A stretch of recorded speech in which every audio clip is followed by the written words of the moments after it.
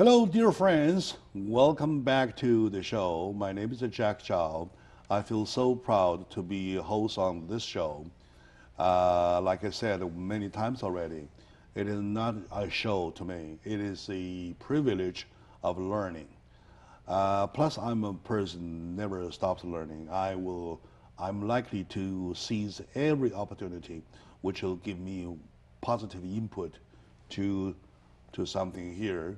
So this is my privilege. I thank this organization that are giving me this job, allowing me the opportunity, the privilege, and also I thank each of my guests on the show. It is them who keep teaching me, who keep bringing me up to higher and higher positions I can in all aspects. So today, thanks to the willingness of a good friend, Mr. Kenneth R. Hemming, and he is here. We're talking about the debt limit versus the fact of the past shutdown, which was just turned open. Once again, seriously, welcome to my show, Ken. And Jack, you also elevate the learning potential of all your guests. All right. So it's a very beautiful trade-off. It's a win-win, isn't it? It's a win-win. It's a win-win. All right.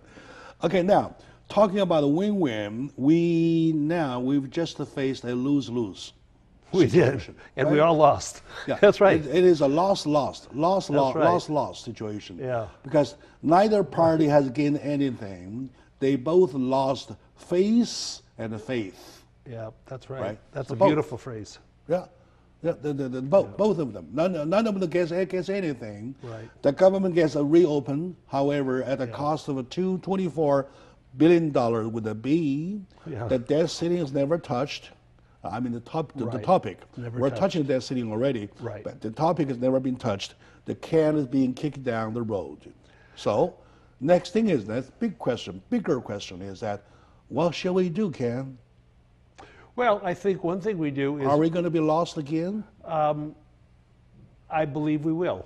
I believe will. Yeah, come December, Oh my God. come next April. I do think we need more people in power to be less afraid of personal impact on logically clear-cut decisions that should be made. But they all to serve were the all people. worried about midterm. Well, and that's why I think maybe midterms sometime a good time to get new people. and I wear a bright tie today because I have hope. All Okay, right, okay, because hope keeps me going. hope, And when there's new people, there's more hope. Because how are you going to train, a horse to drink when he hasn't been drinking at that fountain before? How are these people going to change their current attitudes to respond to the perception of the people? All The right. perception of the people. You talk about single-digit approval. Yeah, single digits already, Why don't? yeah. Why can't they respond? So if they don't respond, and we go from havoc to havoc, chaos to chaos, then we need new people, one way or the other. So the power of the vote is still there. I have a question, bigger question, maybe as a even more profound question. Our congress member called House of Representatives. Right. Right. Beautiful point. I know where you're going. Right? Who are they representing? Yeah. So who are they? Okay, no. Yes, Maybe I'll keep the question later. We are the taxpayers Yes. who are being represented, right? And we are the ones who do not want what they do, who do not like what they do, right? Who do not even give approval to what they do. And the approval is going to touch single digit. Yeah. No question is that who are they representing? Their best interest, their own best interest in many cases. Their own. Their own. And also, even in the representatives also represent those people that are not taxpayers because maybe they're not earning income. So they represent all of us. The blessed, the privileged, the undertrodden, the unlucky, all of that. So they represent everybody, and they're losing focus on that. Is it a lucky we situation or unlucky we situation? For those that are not paying taxes? For everybody. Yeah. Well, there's motivation, dedication, education that allows you to proceed in a reasonably successful way with a good work ethic. So luck always comes in. I mean, I've had some illnesses that could have easily killed me. Luckily, I didn't. So luck's a part of it, and kind of who you meet, you know, and who you know, all of those things. But if a person is motivated, dedicated, educated, they will succeed. If you persevere with the purpose, you will succeed. You know, Ken, part of the reason I like to talk to you is that you really have a sense of those grassrooted concept. Very grassroots concepts, individual concepts. In other words, you know money. I know money and I know soul. Not only the color of money, but the function of money and how money can be created, right? Yes. Okay, now, there was a saying that our problem in the Congress is that among the members, there are too many lawyers. Yeah. Who knows only to fight, Right. unrelentingly to fight. They don't Right. know what they are lack of is that the concept of fighting needs money, right? So, do you think we need to elect more of the business people? And the regular People like at least among my audiences or you and me who has a little basic knowledge about money, Yeah. something like that. You know, I interface on purpose and also by accident with people of great intelligence, great talent, and just great ordinary people that might, you know, do my yard or I do their yard or whatever. I've said before when we've chatted, common sense has more value than intelligence. Here's a good example. Common sense. Here's a good example. They have it. If you go to a juror, if you are selected as juror member, Yeah. they don't select you for your position, Right. for your money, Yeah. for your sex, Yeah. for your age, for your look, Yeah. for whatever, just a random person Right. with a common Representation. concept. Right. Why? Because you tend to have the most Clear. of a representation Right.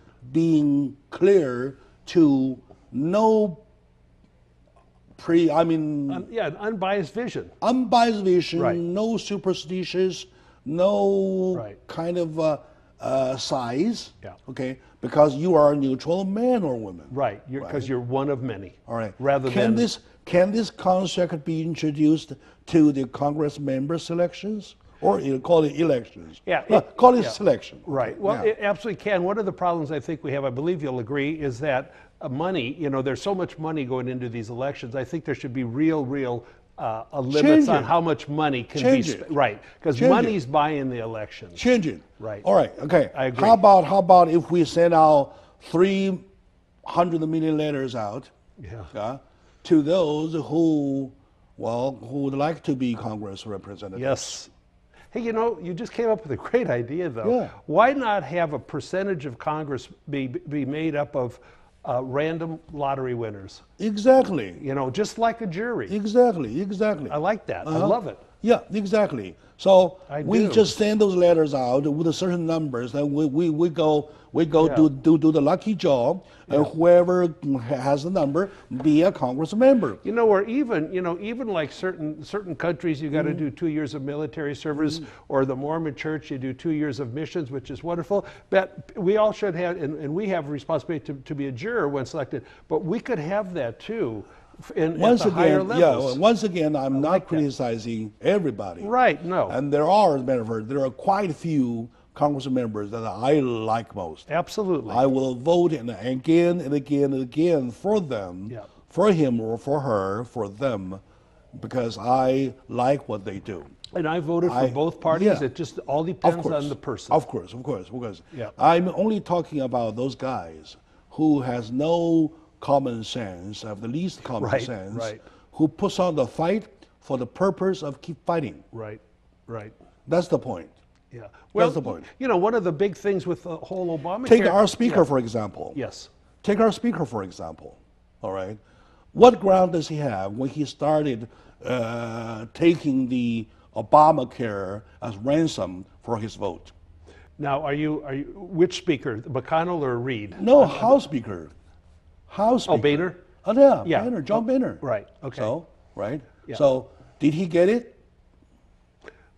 Nothing was achieved. Yeah. Other all than right. deferral. So, yeah, of course. Okay. So, why wouldn't he do it in the first place, knowingly that he will not get it? Just to save American $24 billion. Why wouldn't he?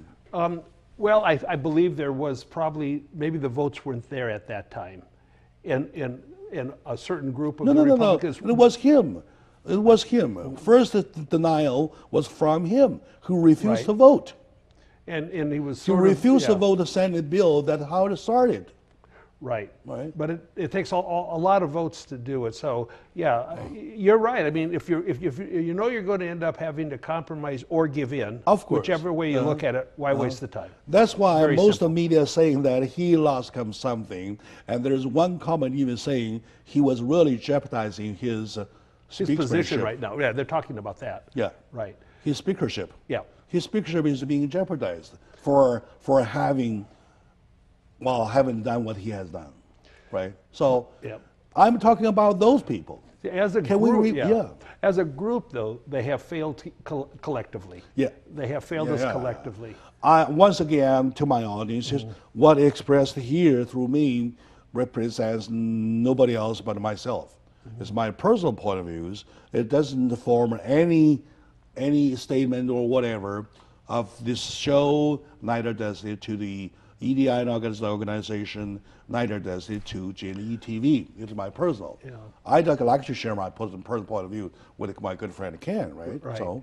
And one thing that they still haven't addressed is tort revision, Mm-hmm. and that's what causes a lot of the medical expenses to be so large. Okay. Yeah. So the things that need to be addressed aren't being addressed, and the things that we could live with one way or another are being made into big, The issues. things are originally supposed to be addressed, not addressed. That's right. The things are not Right, that's being right. addressed so strongly. Yeah. At the end of the day, nobody gets it. Right. Everybody capitulates from it, Yeah. acquiesced. So, That's right. and then the big decision is the old cliche, let's kick the can down Right. the road. What a beautiful language. Right. And I think some leaders in the past of all countries, No, totally would address the issues that Totally needed to wrong. be addressed. Totally wrong. It's totally wrong the All way right, good, kicking good. the can. All right, Cam. Thank you, Rob, talking about Kenneth Can, not the can being kicked. No, Right, no. right. Yeah. Kick Ken. All right, no. Any attention. No, we can't kick him. Kenneth Hemming is a good friend of mine. The most part I like him is that he's got a mind. He's got a mind. In my term, I call it like-minded people. Anyway, so I believe among my audience, many of you are like-minded. That's why we together give the Congress a approval rating of almost touching single digits. So congratulations to them, and congratulations to America, to each of my fellow Americans. We got our government finally back to work. How slow they work is their cup of tea. We can keep our fingers crossed for something better to happen, yet we still doubt. Okay, now, so thank you for liking this show. Thank you for watching. And to Cam, thank you for coming to the show. Thank All right, you. Good.